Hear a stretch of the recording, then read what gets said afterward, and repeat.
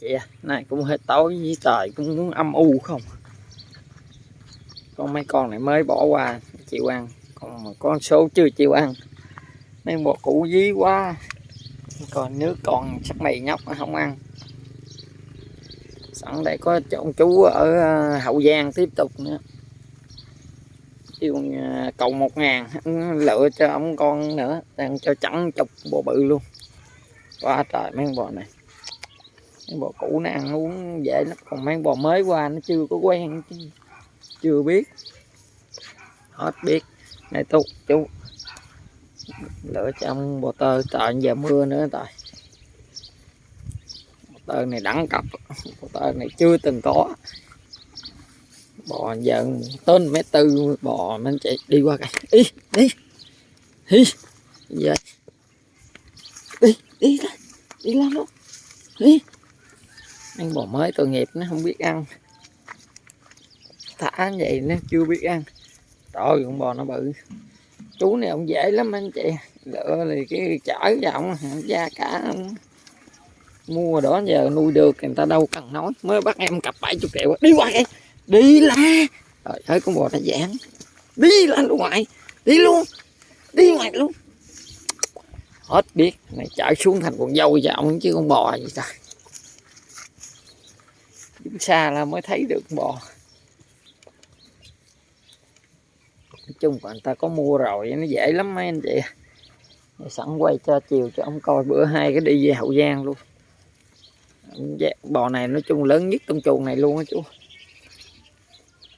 Dữ trời, tại trời tối nó vậy chứ trời mà sớm nó đẹp. Con bò này dữ chăng, nhìn lên thấy anh ghiền.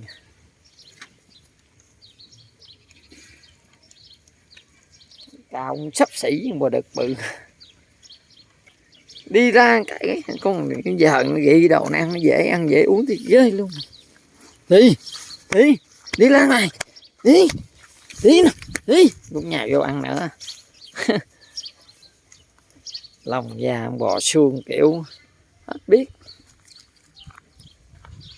dễ nuôi dữ lắm. Trời mưa lạnh lạnh này phát bỏ thêm cho nó 72 cuộn rơm nữa. Bỏ gừng giáp hết chưa chú anh em? Bỏ gừng giáp phân hết chưa?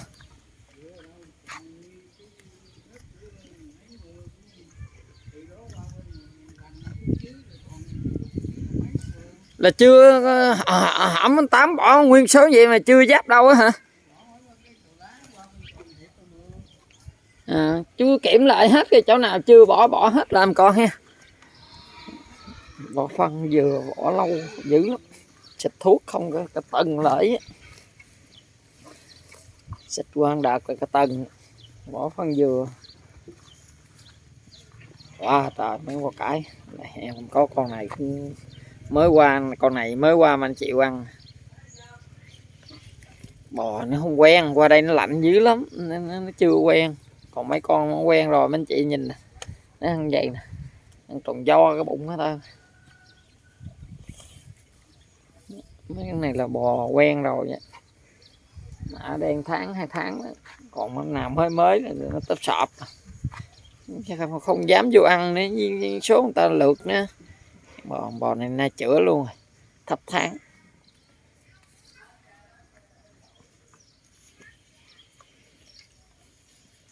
Vậy mưa mấy anh chị đang râm nữa đây.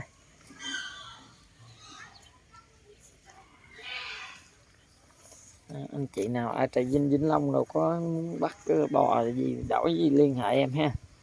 Bữa hai là chắc đi Sóc Trăng đó, Hậu Giang, Cần Thơ, Hậu Giang.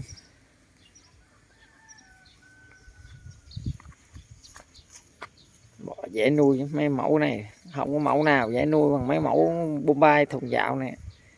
Chung em lựa sẵn là khỏi lo, anh chị chỉ cần về là nuôi thôi.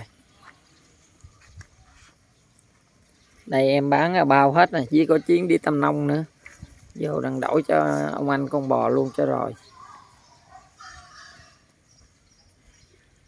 Rồi anh chị nào cần bò gì cứ liên hệ đi ha. Tại tối này quay cũng đơn còn bên bạn một chuồng, bên bạn một trại bạn bò tơ có, bò chữa có, bò mẹ con có ha. Anh chị nào cần cứ liên hệ em. Trời, mấy bò nó chịu nó ăn nó uống, mấy bò cũ nó ăn uống đã ghê, mấy bò mới nó chưa biết ăn, nó chạy lông ngông không. Rồi anh chị nào cần liên hệ em, cần bò gì liên hệ em.